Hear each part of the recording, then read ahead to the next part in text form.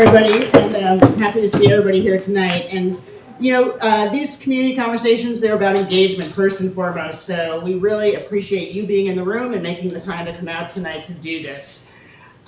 We got a lot of new faces in the room tonight, but before we start, I want to say that none of this would be possible without our very gracious hosts, the Stonington Opera House. Please give them a round of applause. We also have a series sponsor, the Island Institute, and we have a lot of people from the Institute in the room tonight. The Island Institute, yeah.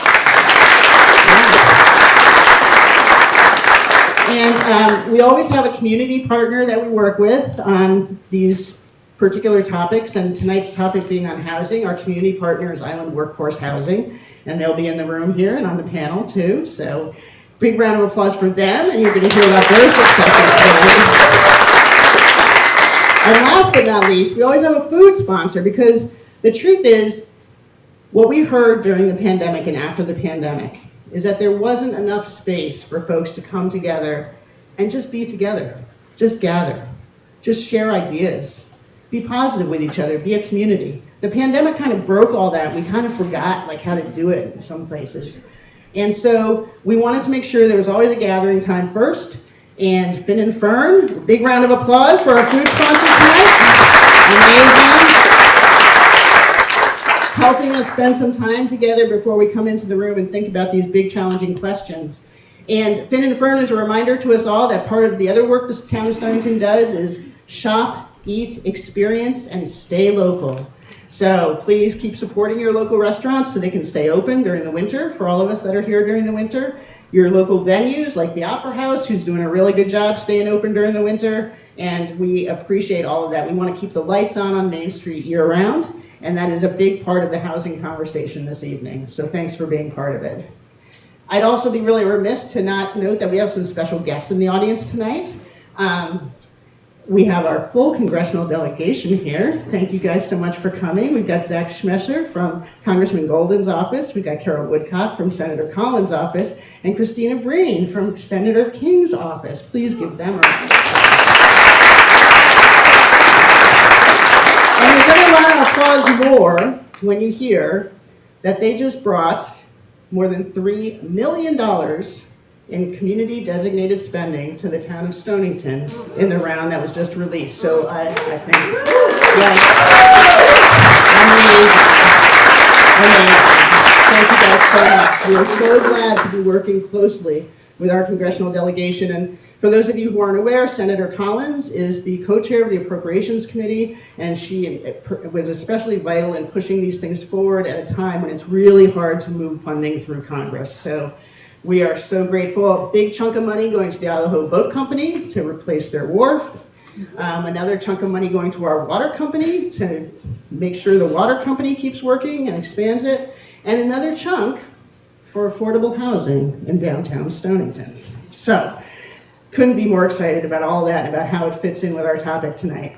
Last piece of housekeeping I do before we begin our media clip and then bring our speakers on is to make sure you all know what plane you're on. Because you know how it is, I get to play stewardess now. Let's see. I need to show you where the emergency exits are and make sure that you know you're on the plane to be in a learning community tonight. So we're all here to learn together, and we're all here for solutions and creating solutions. So sometimes we get on the wrong plane and we think we're on the plane to like be negative, be critical, go after a single issue.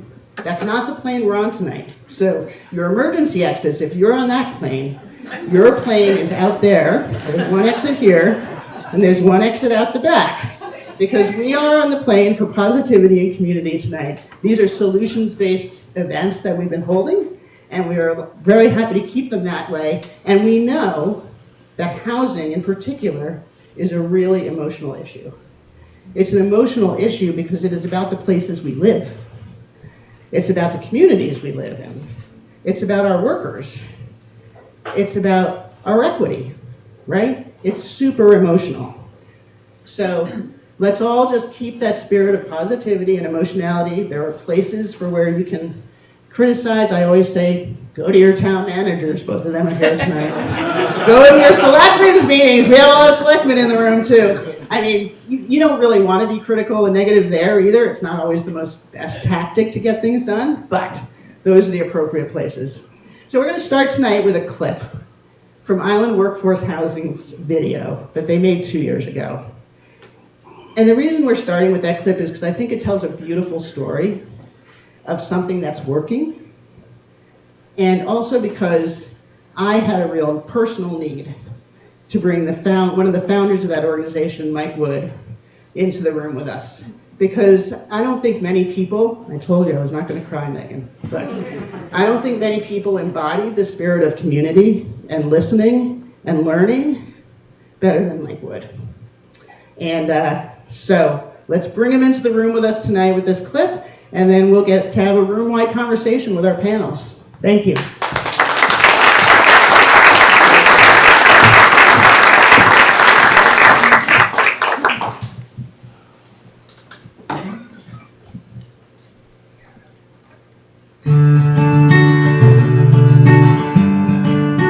We're very fortunate to live in a very unique community. This place is exceptional.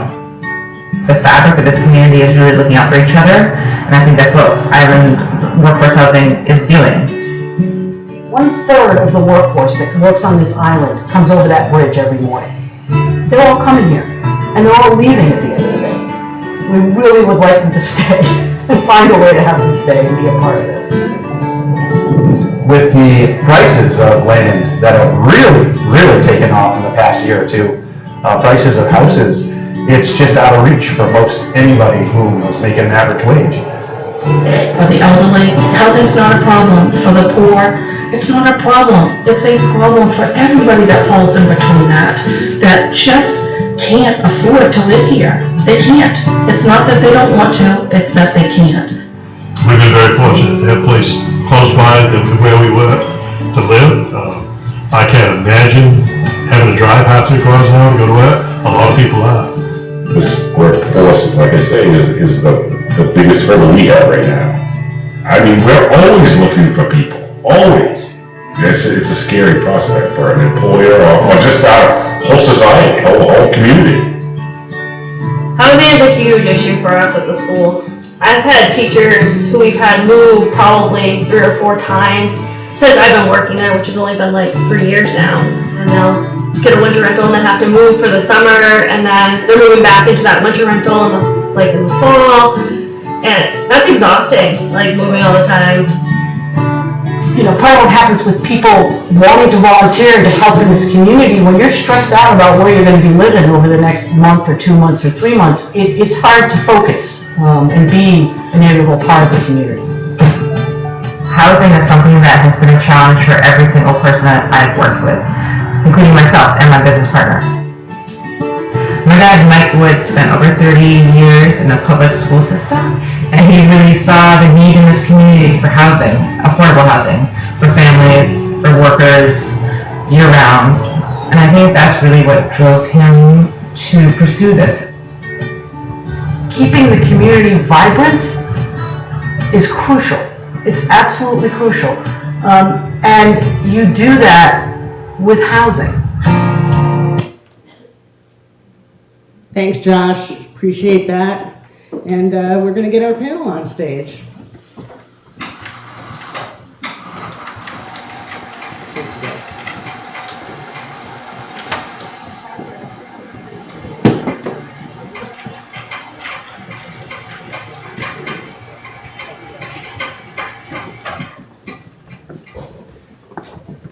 While they're coming on stage, I just want to let you know we had a substitution, a last-minute substitution here tonight.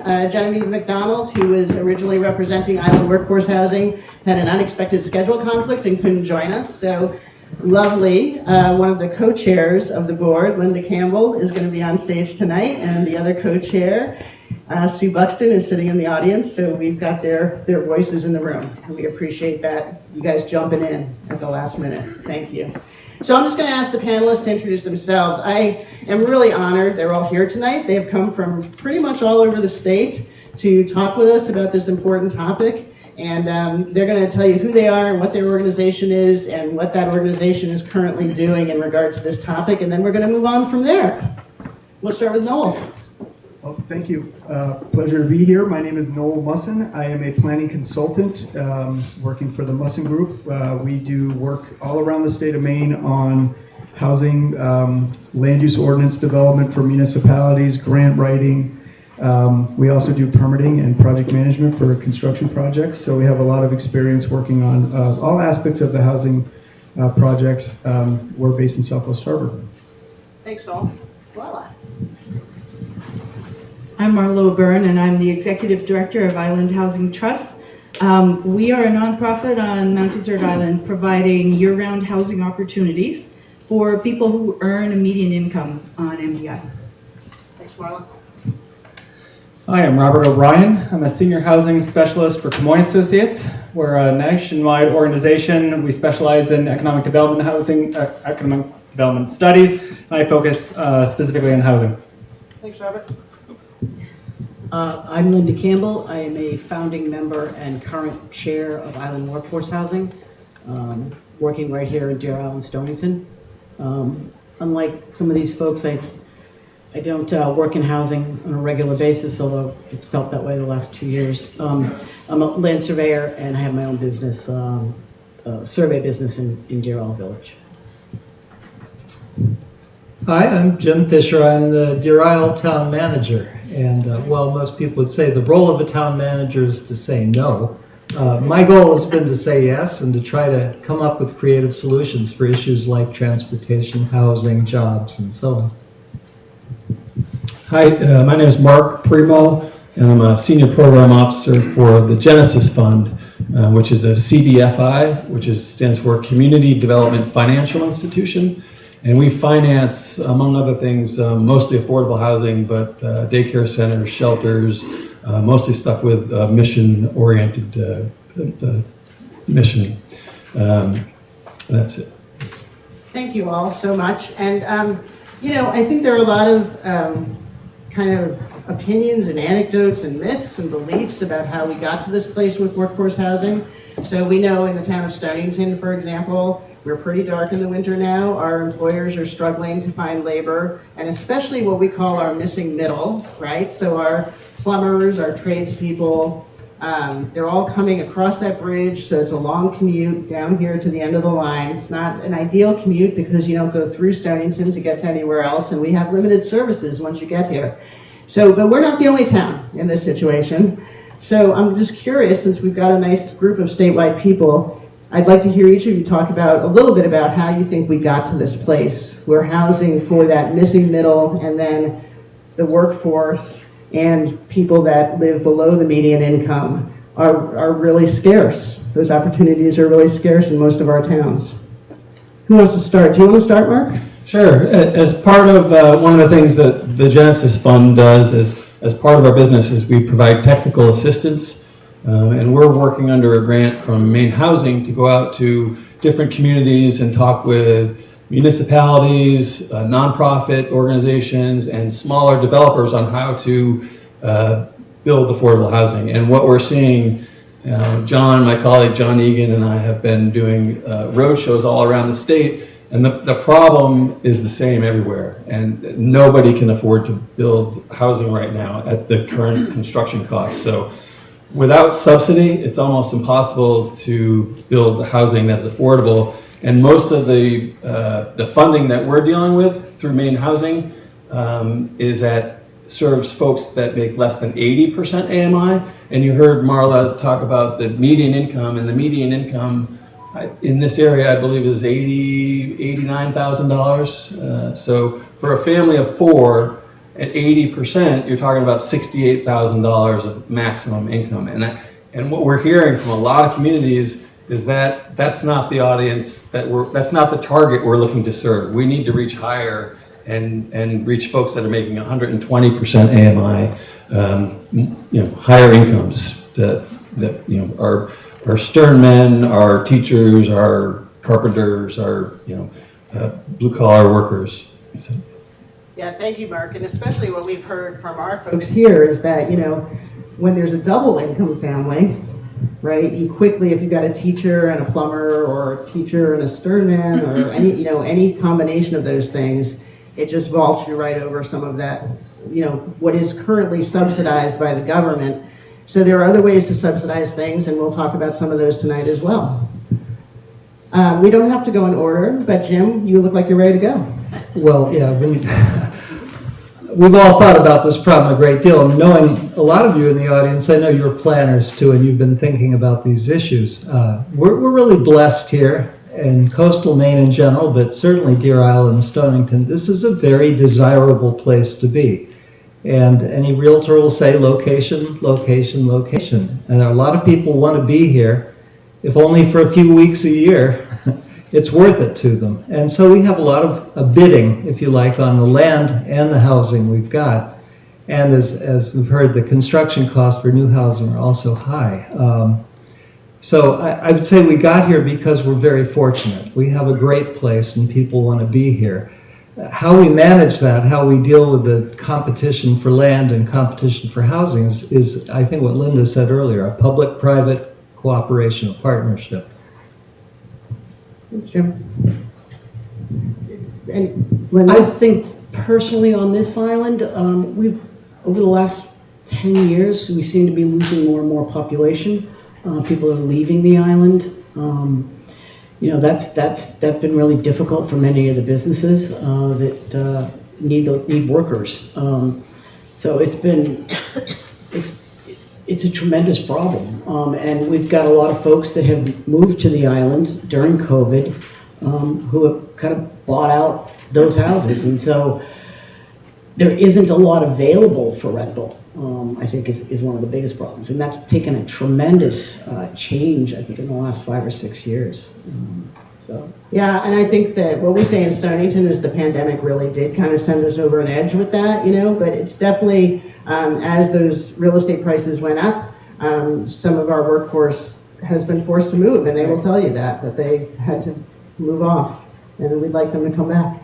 And we've got there's a huge number of folks that commute to this island every day, crossing over the bridge, and we really would like them to stay if we can find a way. Exactly. Yeah, thank you. And I was just going to add that nationally we know that we've had a decade of underproduction, and so we're playing catch up now, and it's that way across the country in every state. And I'll say that Canada actually has it worse. If you want to Google that and feel better about where we are. And partially that was, we all remember the 2008 financial crisis. Before that happened, mortgages were a lot easier to get, and then they tightened up that lending after that, and therefore supply slowed down as people couldn't just buy any old house that was on the market. And so we're playing catch up, and that's really where we are. And one of the other things I heard, Robert, is that always in Maine, there was a really interesting article about this, that housing production has been lagging behind for more than a decade, in part because of our land use policies that demand so much acreage per unit and that have, seeks to maintain a certain kind of rural culture. Does that ring a bell with any of you guys? Yeah, I think the land use policies definitely play a part in it to some degree. I don't know. I think if you do a real hard look at a lot of communities have already put in place over the years things that aren't that way, that there are opportunities in the land use policies to create more density. Yes, we have a lot of work to do. There's new legislation that's coming out that's going to be a lot more helpful for that as well. Thinking about accessory dwelling units, making sure that you don't have to always have single-family zoning everywhere, density requirements for affordable housing developments, those kinds of things. But one thing that I found on MDI in particular is that those communities have been dealing with a lot of the same things that you're dealing with here over time, as Jim mentioned, location, location, location, national park, desirability, and for many years have been thinking about a few ways to try to implement, more density requirements, but less the policy and more perhaps the process of getting through a development is a barrier in terms of how much money do we need to pay engineers and lawyers and other team members to just do a simple, what I would consider a simple project, but technically simple project. There's a lot more to it than that. So I think that adds a lot of cost more than just saying you don't have enough land area in your particular location. That's just an observation from my side. Yeah, that's great. Thank you, Noel. And Stonington is a great example, right, of dense housing the way it used to be. And what we're seeing is that the housing is just being used differently, right? So during the quarry years, at the turn of the 20th century, there were 4,000 people in town, 5,000. We're at 1,000 now. So certainly there's been a decrease. But these buildings, which you see are quite dense in the village area, were populated by multiple families, right? There were more rooming houses, there were more apartments. We have 3-floor buildings. They had 2 apartments on top of a store. And we've seen the loss of some of that dense usage of existing real estate happen too, as things have shifted and as we may or may not have sought to balance or to manage the process. Marla, I know that on Mount Desert Island, I think people sometimes just think of MDI here as Bar Harbor and we go, but sorry. But the truth is there's a lot of villages along the shores and several that are fishing villages and not dissimilar from Stonington. So, I know you're working in all of them. Yes, yeah, we do work island-wide. And I think the only thing I would have to add, or at least reiterate, is that what we have seen over the past 20 years, and I'm sure it's much longer, is in that changing use, our buildings, our houses are becoming more profitable as commercial entities than residences. And that's what we're, trying to bring a balance back. Yeah, thank you for that. That shift of turning residences into commercial enterprises has been a big part of this as well. And so I heard a lot of, how did we get here, right? I heard about underproduction for quite a long time for various reasons. And we're hearing a lot about costs and can we actually build housing that is affordable to people that make a median income or even 120% of a median income. So what I wanted these guys to do, and this is a room-wide conversation, so I want to make sure that you guys feel like, I'm looking at you, so just put your hand up. We're going to ask people to come up to the mic tonight if they can, or if you're on this side of the room, I can bring you a mic. So feel free to engage in the conversation. This is not a presentation, it's a conversation. But I wanted these guys to tell us what each of them considered one of their biggest successes, and a little bit about how they got there so that you could hear about that. So, Marlon, do you want to start with that? Oh, no, I guess I'm starting. Well, I think one of the biggest successes that we've had very recently is we started something called the MDI Housing Solutions Initiative, which was an idea that came about because we had some experiences in the past on MDI where we actually started thinking about the housing issue or other issues on an island-wide scale. Instead of just thinking about it like, well, Bar Harbor has to solve their own problems and Southwest Harbor has to solve their problems. How do we get together as a group and think about solving this problem together? Because our communities may have some individual identities, but the solutions have to be common. There's people that live in one town that work in another town, and it just isn't a town-by-town solution.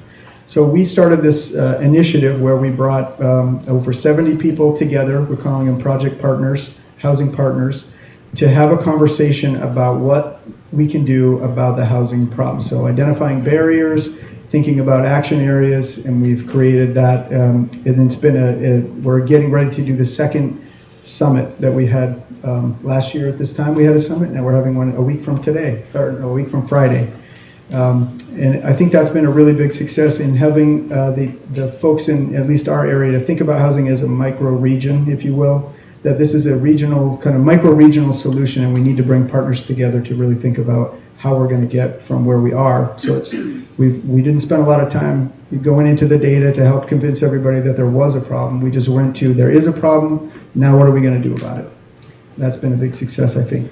And I love how action-oriented, I read a report that came out of last year's summit, and I love how action-oriented that is. And Marla, I'm actually going to call on Jim because we are in a mini region here with the town of Deer Isle. Deer Isle and Stonington make a mini region on an island, right? And we just recently together applied for a housing grant to try to think about how our ordinances and other issues may sync up. So Jim, do you want to talk a little bit about the regional approach here?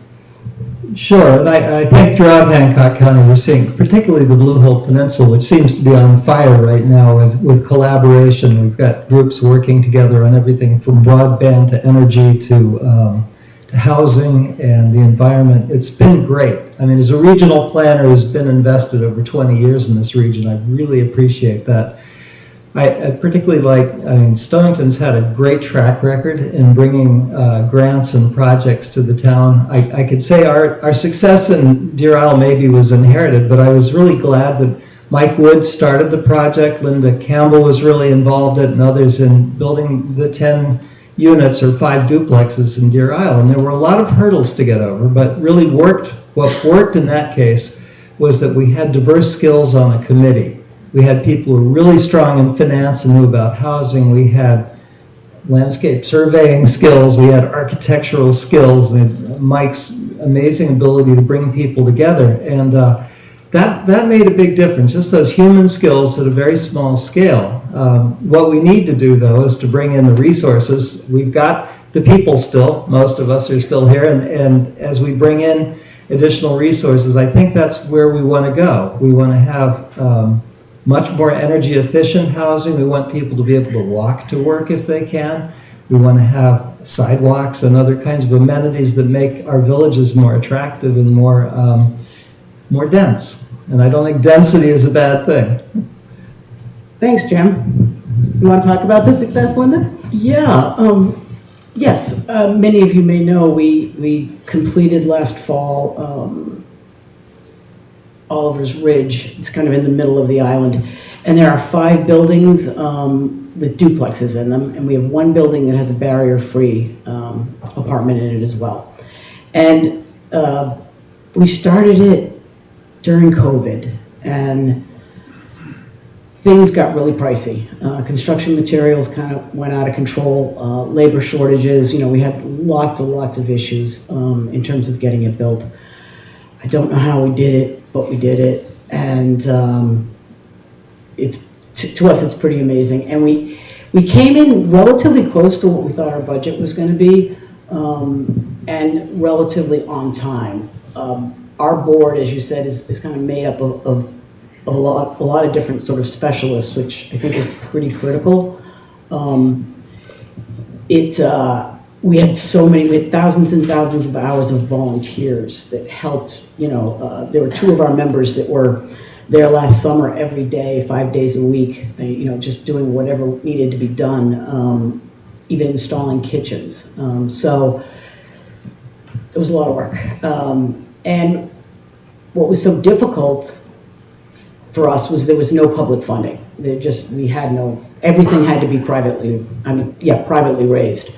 But we raised $1.8 million for that project in about a year and a half. So that was a pretty impressive amount, and I think it says a lot about our community and how important they felt this housing was. So that, to many of you who were in the audience and contributed, thank you. It made all the difference. Yeah, congratulations, Linda. And you just talked about another kind of subsidy. When we hear subsidy, we tend to think of federal funding, and a lot, as we said, and as Mark knows, a lot of that federal funding is limited. You have to only serve certain income levels.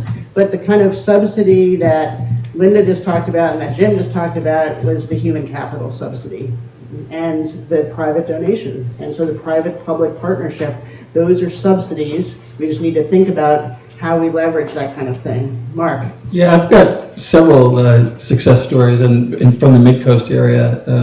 One of them that comes to mind is a subdivision that we did in Rockland called Philbrook Ave, and it was a 12-lot subdivision, single-family homes, served folks making up to 80% AMI, and we were able to do that by securing some federal home loan bank money, which is grant money.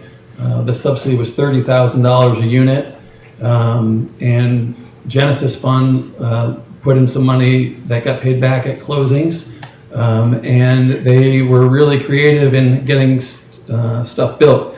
They worked with the prisoners at the prison building panels for the houses, and they assembled them. So all those 3 things enabled them to build at a point that was achievable for folks making 80%.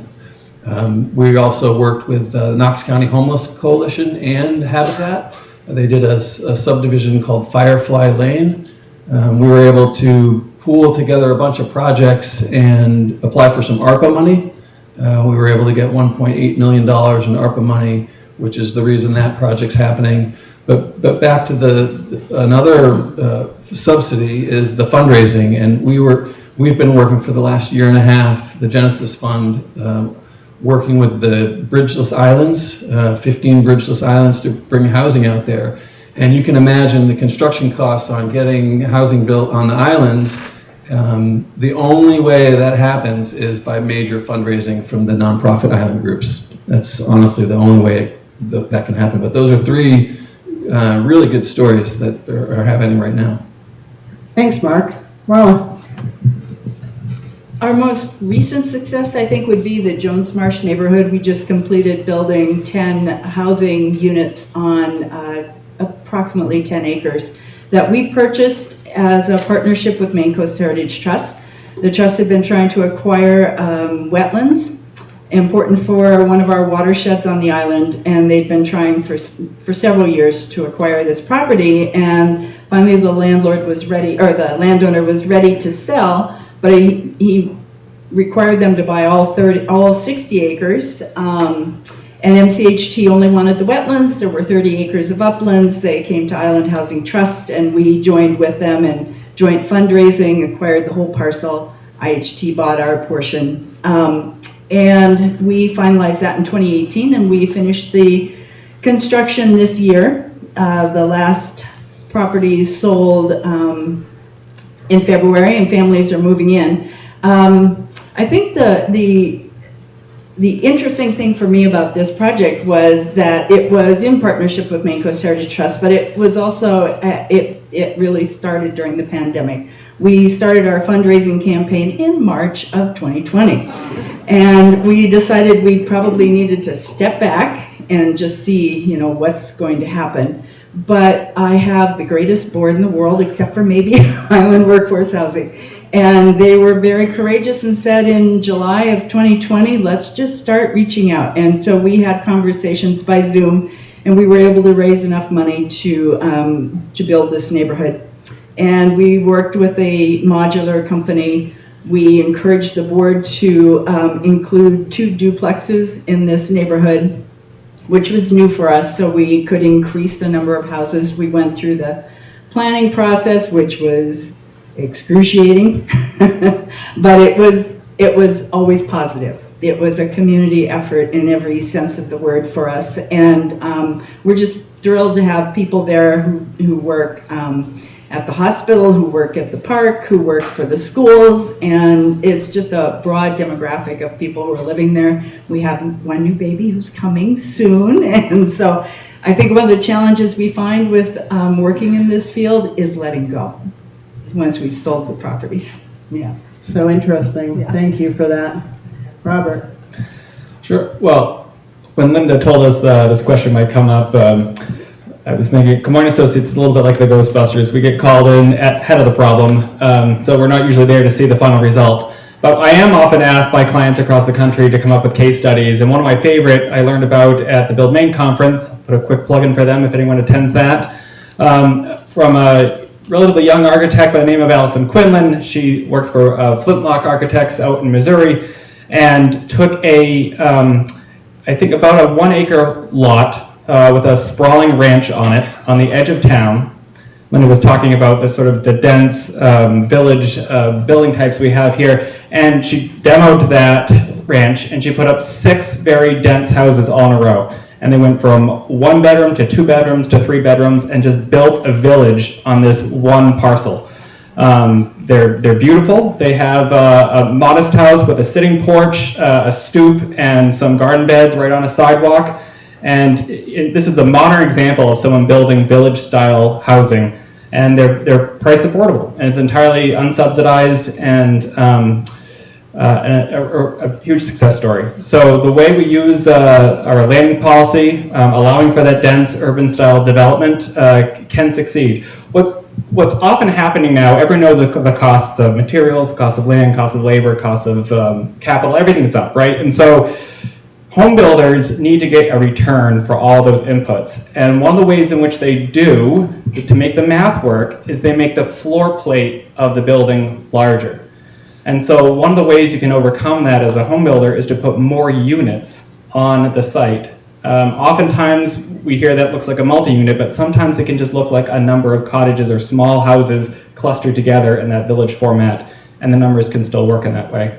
And instead of buying one super large house, you have 4 or 6 modest sized houses, all at a modest price point.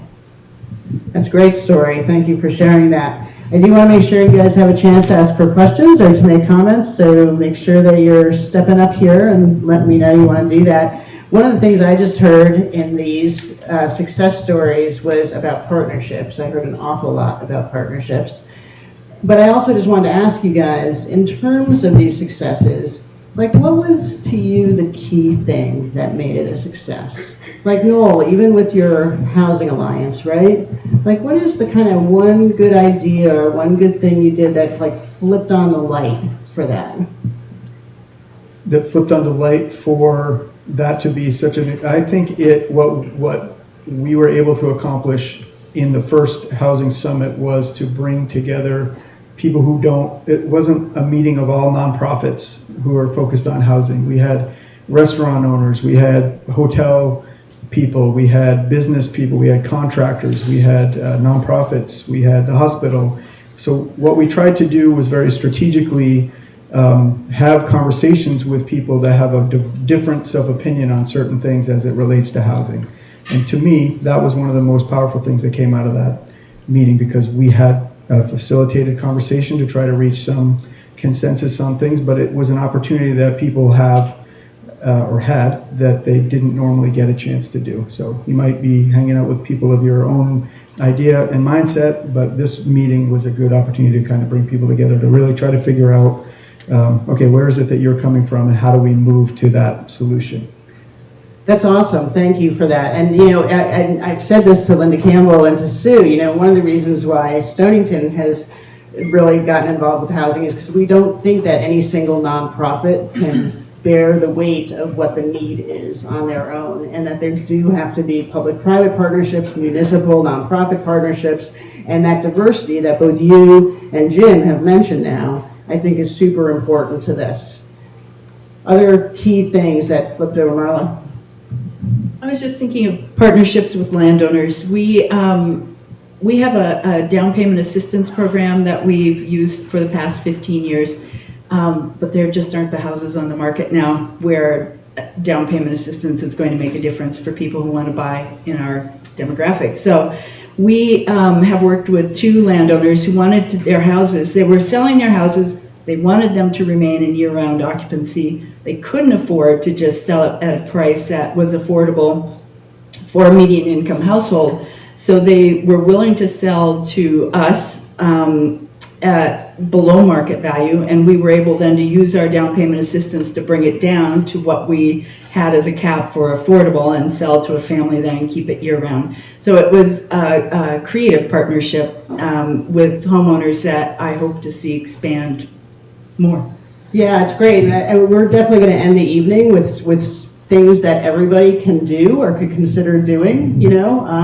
Actually, that's something I did once upon a time, is I sold my place at below market value because I was selling to a friend who needed affordable housing, and I thought that was important. And, you know, so there are those people out there, and we know they're there, and we need to encourage that kind of community mentality for sure. Yeah, and the only thing I would add is in doing it with us, we were able to put covenants on it so that it would continue to be sold at that affordable price too, because I have talked with other people who have done this on their own, but then have seen it turn around and flip for market value, and you've lost your kind of opportunity there. Great, thank you. Jimmy, did you have something you wanted to ask? Yes. Come on up, sir. I know you're not shy about mics. I just have a 26-part question. What did I just say? We're going to cut it to a couple. So, with what happened in Cumberland County, Cumberland, the town, and the rejection, how do you heal that?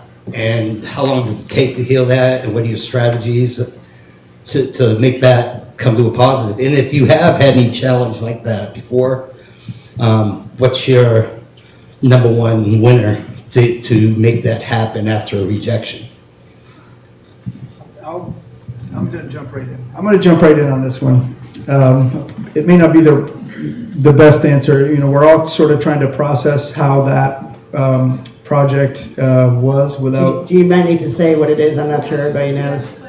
Yeah, so I'm not sure I'm going to do justice to the explanation, so other people may need to jump in. But I think in Cumberland there was a 102-unit building that was going to be proposed, which I believe was a partnership between a nonprofit and the community because of the land that was put out to a straw poll for the town to decide whether or not they wanted to do it, and it was rejected. There was a lot of press coverage about it, a lot of comments about why certain things were, why certain people voted certain ways. But I think on Mount Desert Island, I know that we deal with the issues related to housing in a lot of different levels. You know, there's a summer community, there's a year-round community, there's a lot of different, you know, opinions about what makes good housing, what makes bad housing, where you want housing to be, where you don't want housing to be. And what we've started to try to do, and this is maybe the plenary approach in me coming out, is to what we're trying to figure out is let's try to identify what are the I'm going to call them the paradoxes that relate to housing, but they're both good things. So you want to be environmentally friendly and you want to build new housing at the same time. They're both good things, but they can also work together. And so what we're trying to do is understand, you know, you want to have a good summer community and you want to have a year-round community. There's nothing wrong with either of those things, and they don't always need to be in conflict. But until we identify what those things are, we can't have the conversation about how we get past that part of it. So that's one area that I think is really important, is trying to find ways to have these facilitated communications and say, you know, what is it really about this that you're so offended by that we can't work toward? You know, I can't speak to the specifics of that project down in southern Maine, because I'm not sure why the town put it out to a vote or any of those other questions, but I know that I was just involved in another workforce housing development in the town of Mount Desert. We made it through the planning board process after probably 12 months of planning board review, and now we're in court because there's a group of people who don't like that density in an area that's already zoned dense. So now the next step is, how do we continue to understand what is it about that important voice of the community is saying that we need to think about as we go to our next project. Sometimes when you're doing housing projects, you know, you still have to be above the fray too, and not try to be offended by the voices that you're like, that is the most ridiculous thing I've ever heard, but you still have to be above the fray and try to make positive action moving forward. Yeah, thank you, Noel. And I see Robert and Jim. Jim, you want to go first? Go. All right. Well, Deer Isle is not immune to these conflicts. A small campground, Fox Hollow, is a case where we had a process for an approval of a campground, but the process wasn't as rigorous as it needed to be. I'm clear on that. And so over the course of a year, we wrote a commercial site plan review ordinance, and now if somebody were to come forward with that proposal, we would know the rules. But we were working on an old, less formal model, and we're in court. And it's, you know, the litigation as planning is a terrible approach. It's very expensive. Nobody's happy in the end. I think what I want to do, and what I'm hoping we can do with the grant that Kathleen Stonington and Deer Isle have applied for, is I think we need to think on a bigger scale, more on a neighborhood scale, and try to come up with a master plan, if you like, an area that everyone will agree is beautiful and it achieves the housing goals we want, and is not just sort of a piece dropped down in an area where all the neighbors say, no, not in my backyard, where the yard is big enough that we all have room to play. I don't know if it'll work, but that's sort of my rose-colored glasses of planning, hoping that we can design our way into a better solution. Thanks, Jim. Linda, did you want to say something? I saw your... Yeah, our project, if anybody's gone over and seen it off the Sunset Crossroad, it was a fairly large site. I think it was maybe 55 acres. And we partnered with Island Heritage Trust, the local land trust. And they helped us, you know, do some of that fundraising for the land acquisition. But and we wound up selling like about 15 acres to an abutter, and we were left with, I think about 11 acres and then 14 acres. I can't remember quite the numbers. We were very interested in this particular piece of property because it was in an area that wasn't very dense. There wasn't a lot of housing. It wasn't in a sort of traditional type neighborhood.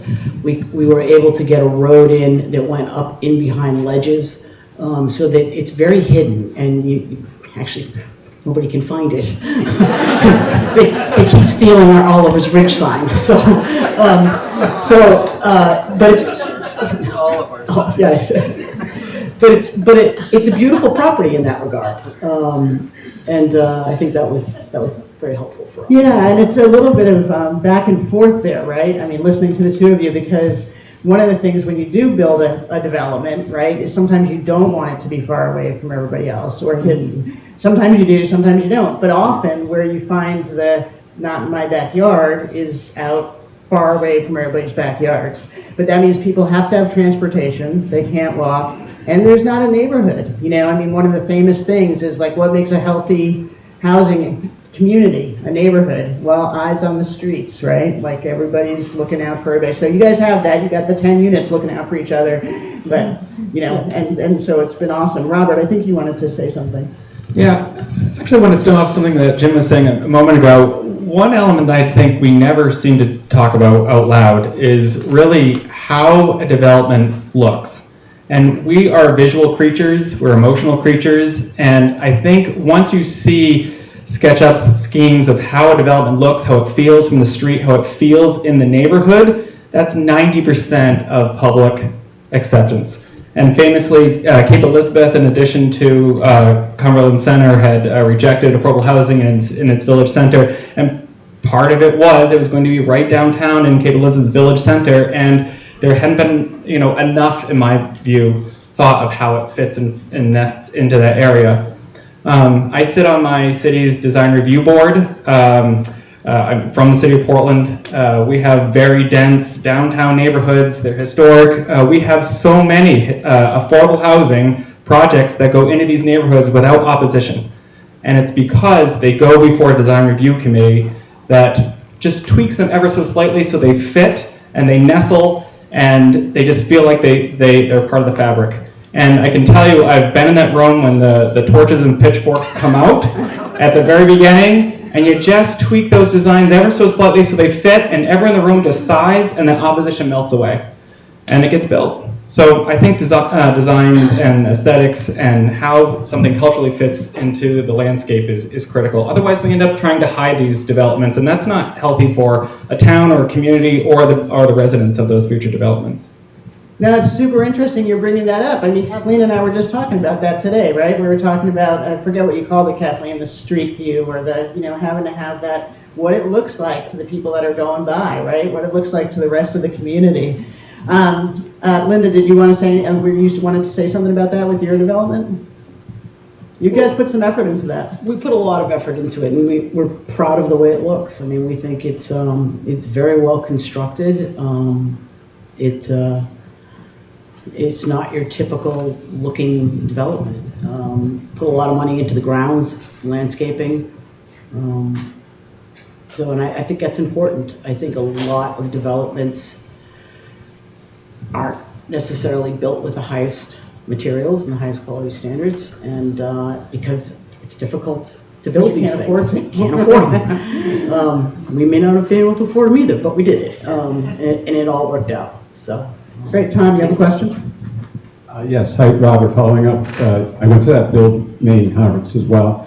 And one of the takeaways for me was the pre-approved plans. Could you talk about that?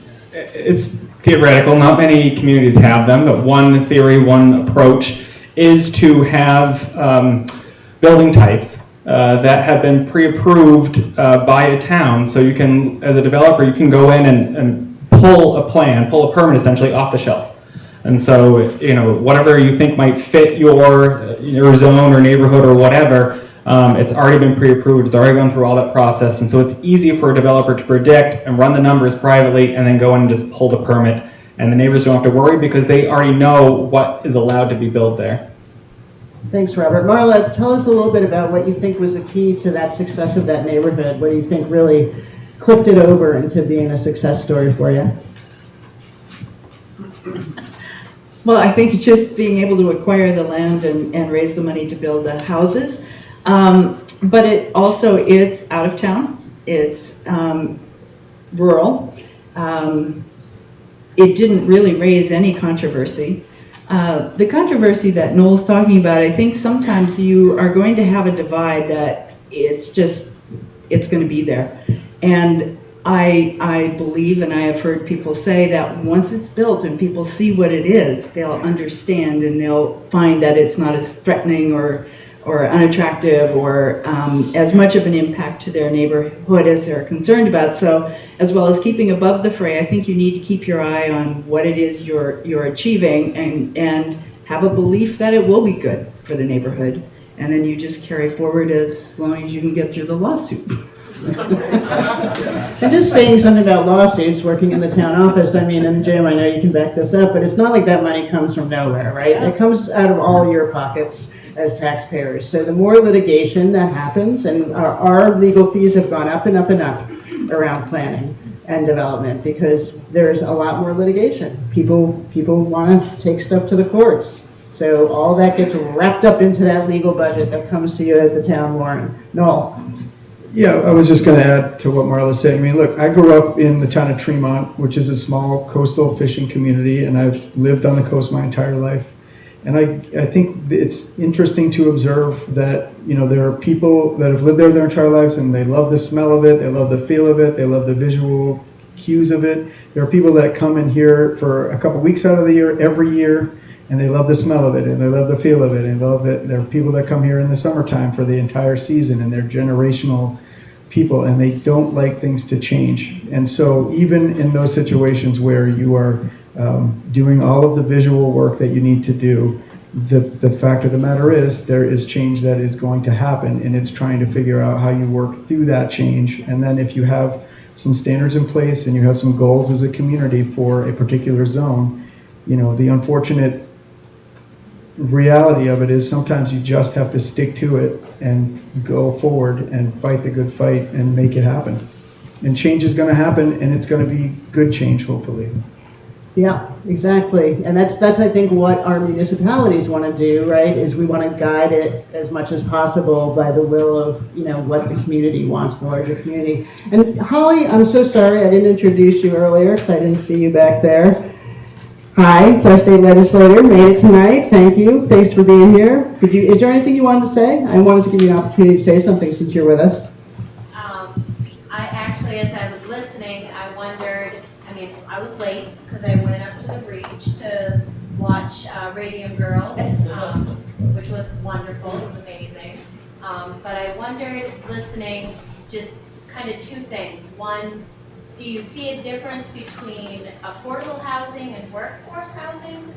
And also, I'm hearing a lot about how you as the builders and the contractors look at creating these spaces. What about the people that are renting from you? Because one of the things that came up today in legislation was talking about all of the contracts, the leases that renters have to sign, and there's 60-page documents that they're signing their life away because they're just trying to find somewhere to live. And I wonder if those are considerations that you're making as you're creating these spaces for people to live in. Totally great questions. Thank you. And again, welcome. So just quickly, the difference between affordable and workforce, and then let's talk about that other question about the renters. Well, I'd be happy to address that. So affordable has a federal designation, right, of percentage of income. Workforce, I think, is created to try and identify the purpose of the housing, the people who work here. We need the workforce here. Workforce can be year-round or seasonal workforce, right? So it's complicated. And I have found that using adjectives just isn't helpful. So when I introduced what we do, I said we create housing opportunities for people who earn a median income. I think it needs more words than just workforce or affordable, because it means so many different things to different people, and it triggers so many different responses that may or may not be relevant to whatever it is you're talking to them about. Yeah, thank you, Marla. Linda? I think for us, workforce really meant that one person in the household had to be working in the community. That was the cutoff for us. Yeah, great. So it wasn't about income levels per se. It is. There are And some- you've got different scales, but we it do. was really about like, was it serving the workforce? Mark? I think just as far as funding some of these projects, there's a large misunderstanding or just maybe a just general lack of knowledge on, because for me, workforce housing is affordable housing, and the continuum goes from 30% AMI all the way up to 120% AMI, and probably even higher. And I think when developers go to develop deals, they're looking at, there are certain boxes that they need to check for developments. Like, for example, if a developer is looking to do a larger scale development, more than 20, 24 units, they're probably going to be looking at low-income housing tax credits. And those by definition are going to serve people that make 60 to 30% AMI. And I think in the general public, they don't know what 30 to 60% AMI equates to for income. So I think there's a huge confusion. And then I think people are guilty of not paying attention to their planning boards, and then all of a sudden the project's approved and they said, what? We got a 102 unit project on, and the reason that had to go before a vote was because it was town-owned land, and they had to vote on the disposition of that. So I think a lot of it is just misunderstanding the lingo around affordable housing.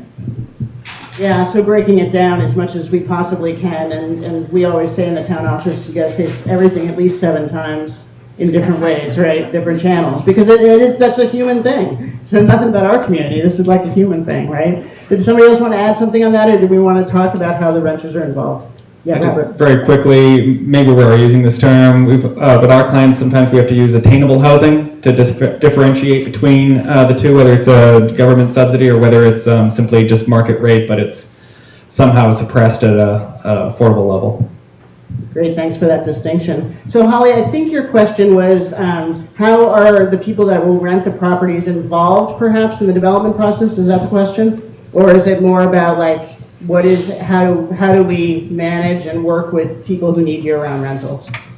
Maybe it's a combination of both. Okay. I don't know that they're necessarily involved in the creation process, but once it comes to the opportunity for them to rent, what kind of expectations are you expecting from them? Are you considering what their lifestyles are like? I mean, and I say that because, as I said earlier, we talked today about people that are signing 60-page documents and signing away like, I'm going to pay this for this and $500 for a pad, and equating a good, healthy lifestyle with affordable workplace sort of housing. Yeah, that's a really interesting question. Jim? Yeah, I've always been an advocate of participation in planning, and not just participation as in benefiting from the planning, but actually being involved in the design. It's one of the things I really applauded about the Island Workforce Housing Project was that they had open houses, and they had meetings, and they made a real effort to invite the people who were kind of couch surfing and trying to find a place to live and having to stay in tents for a few weeks as they were between houses. And I thought that their input was extremely important, not just in thinking about what the housing should look like and the quality of it, but also in identifying, a need that was marketable. And I hate to say that, but the fundraising, we have a great resource here. Summer people, deep pockets, they're willing to contribute money if they see a good idea and they see somebody who they're going to help. If they can really feel that personal connection with the people who will benefit from the program. And I think that Island Workforce Housing really worked that brilliantly in the process. But it was a participatory planning process where people were involved from the start who were going to benefit from it, or we hoped would. Thank you, Jim. I think that's very true. Going forward, we have somebody in the audience here who lives at All Overs Ridge and is also a board member. And I think that's an important, Caitlin, would you like to? Hey, Galen. Thanks for making all that happen. Yeah, but I think it's important to have somebody like Caitlin on our board. She can kind of help us out and give us ideas and direct us. And if we go down one path, and she can maybe bring us back. And we're really looking forward to it. So, yeah. And I also think, I could be wrong, Holly, in what I'm hearing, but it sounds like there's being a lot of hoops created for renters. And a lot of what we hear from, as we work with our community, is that there are people that are unwilling to do year-round rentals for various reasons. And we're trying to figure out landlord and tenant education programs and all these things to make people feel more comfortable doing year-round rentals than seasonal rentals. Marla, is that something you've run into? No. Island Housing Trust hasn't entered into rentals, and we've looked at it, but it just hasn't been the direction we went. We went with homeownership, and we are working with the Mussing Group and others from the Housing Solutions Initiative to look at different alternatives to try and provide rentals. Great. And did you do a lease to own at all, or it's just flat out homeownership? Flat out homeownership. And I would just say also that that's another partnership, our local banks. We have pushed our local banks. First it was covenants. They worked on making covenants work in 2008. That started.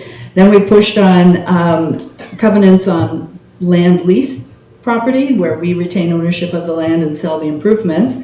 That took a while. They worked on that, and we got our local banks able to work with us with that kind of purchase. And the latest one at Jones Marsh was land lease construction loans. That was a hurdle. Okay. But our banks have been very good about trying to make these things work. That's great. And you guys have a big seasonal workforce there too. So how is the seasonal workforce being housed? What's happening with that? That's a good question.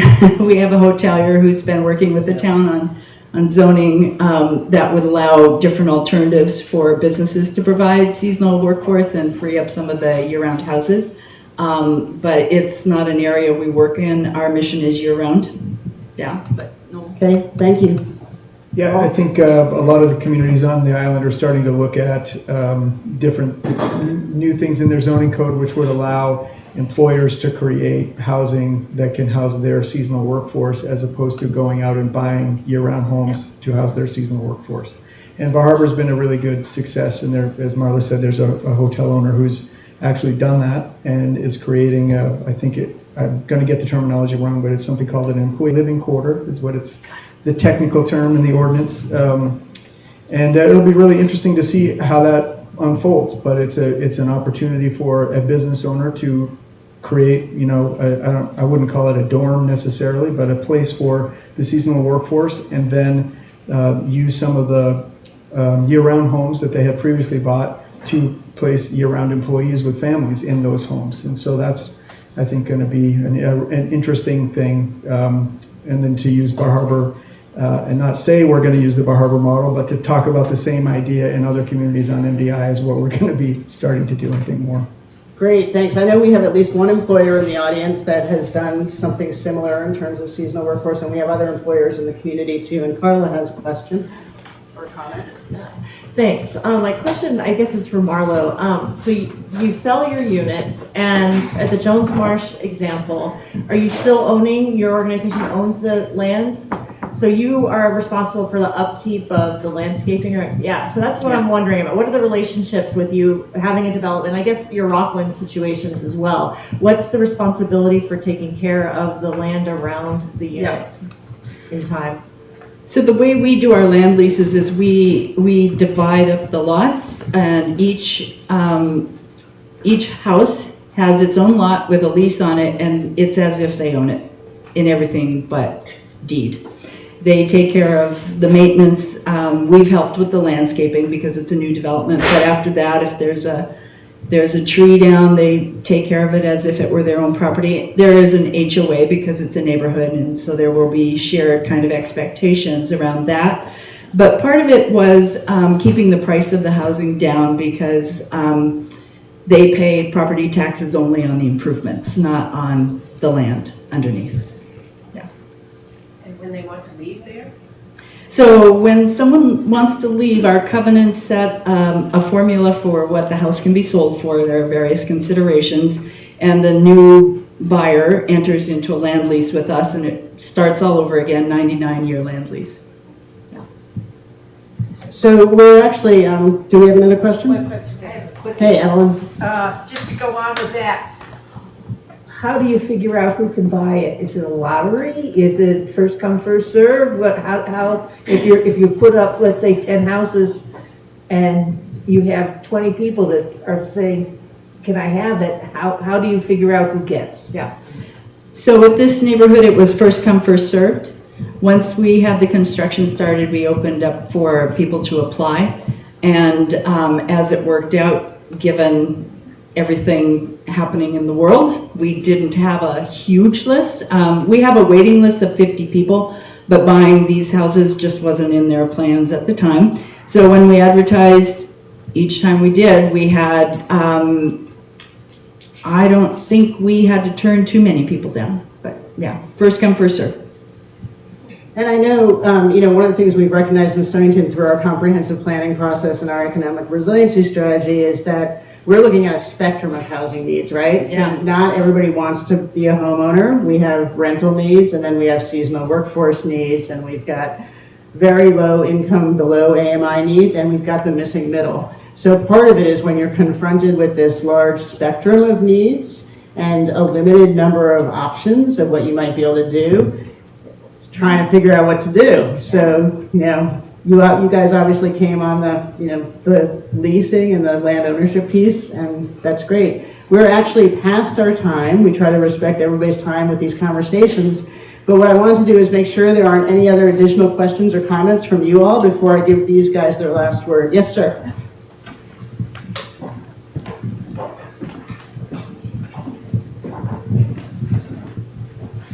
I'm just curious if there's a possibility for, say, like education, like a campus for, like, say, trade school or something like that that could bring in, say, during the summertime when there's a big need for seasonal workforce, something where it's a campus where people can actually stay.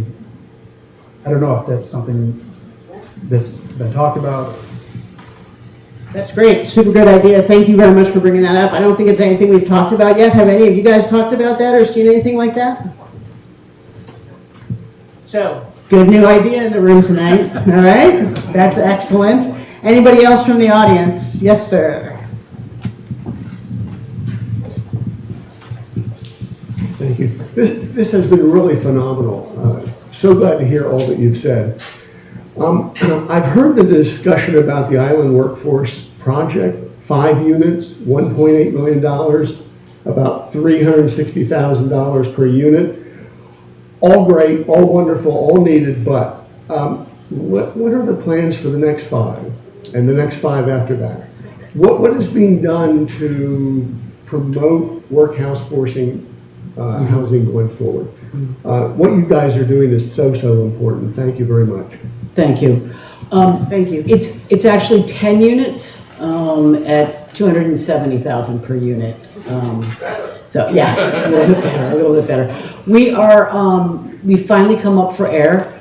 It has been a very long, intense process. So we are beginning to look to Stonington and try to build something hopefully in Stonington. We'll see where that goes. Yeah, thank you, Linda. And it is partly, I think what you're seeing here tonight with Jim on the stage and with the town of Stonington hosting this, that the towns are really trying to get involved as partners, maybe more than we have been in the past. And those are really important next steps, I think, if we're going to achieve any kind of scale in addressing this problem. Do you want to say something, Jim? Well, I can wrap it up.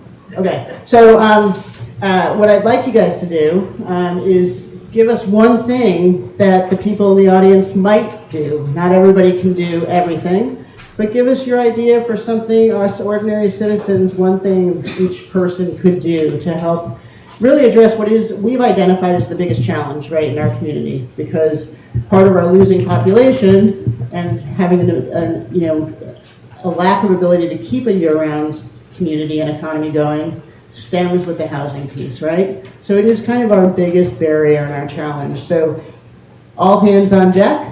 What are one thing everybody could do? I think we keep on doing stuff like this, and you keep on building projects, and you keep on forming relationships, and you keep on finding the subsidies and the financing avenues, and eventually things will hopefully balance out a little bit, so we're not relying completely on subsidy to get housing done, because I think it will change at some point.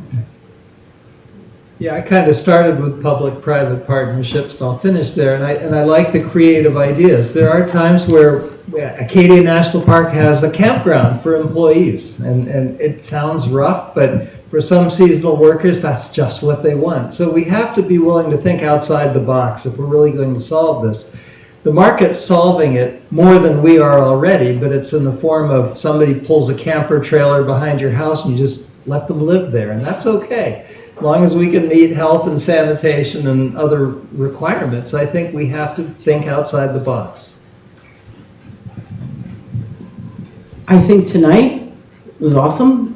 This venue is really important, and it shows that you folks care. And I think coming to us, since it is a local, and a lot of you are local, is coming to us and asking questions. Maybe helping us decide what is going to be our next project. We don't actually know. Will it be 1 bedrooms, 2 bedrooms, studios? That would be really important for us, for people to be involved and donate. I think you're already doing it. I just want to say there is so much intelligence and gumption and tenacity in this area that is just pushing in all the different ways to try to get the housing problem addressed. And I have to say, I have clients all over the country, and this is one of the regions that's doing the most to try to fix it. There is no silver bullet solution. No one has solved this on this continent. And so it's going to take little piecemeal and creative thinking outside the box of all the little things you can do until this market finally corrects itself. And really, it's just momentum. It's just doing something. We occasionally have clients where there's a tale of two cities, and one community is doing all the little things, and the other community is sitting on their hands, and you can see them move the needle on the ones that's just trying stuff. You already know the tools. We're not going to surprise you with any surprise tools tonight, and so it's just applying them and trying them out, and they're starting to work. They're taking traction, and you have a lot of success stories that I think you can really sing about. That it's sometimes it feels like you're losing, but you're really ahead of the curve. So. Well, I just follow up on Linda and say support Island Workforce Housing, because the money is helpful, obviously, for the organization, but every person that is a member of an organization like that demonstrates that you believe this is a solution for your community. It shows that you are standing behind what's happening and that you support it, and that's very important for an organization to be successful. So. Be a member. It's a great boost, and it's very important. Thanks, Marla. Hey, Noel, before you start, I know that one of the things you said when I heard you on another panel was, thank you guys all for thinking this is a great venue and forum and that we can talk about the issue, but how do we act on the issue? So thank you for your actions up there, you guys. And Noel, what's your action? Well, I don't know if I can add much to what these guys have already said up here, except for I would say continue to celebrate your communities and talk to your neighbors and talk to the people that are in your community and identify what is it that's so great about these places that we live in and why is it so important to have housing here. And in doing so, you're going to start to understand and create relationships that are going to help do what all these other folks on the panel have talked about. And so celebrate being here. This is a great place to be. That's why we're all here, and kind of fundamentally, that's what we want to keep creating. So that's how I can end it. Thank you. And the intention of these talks of the towns are to create those relationships. So I see sitting in the audience, we've got employers, we've got a tiny house guy, we've got realtors, we've got a whole stream of people here that all work on different sides of this issue. We have a selectman who built 5 affordable houses and has sold them. There's all kinds of people here that have done work on this. We all need to talk to each other. So give a big thank you to these amazing guests today. Thank you so much.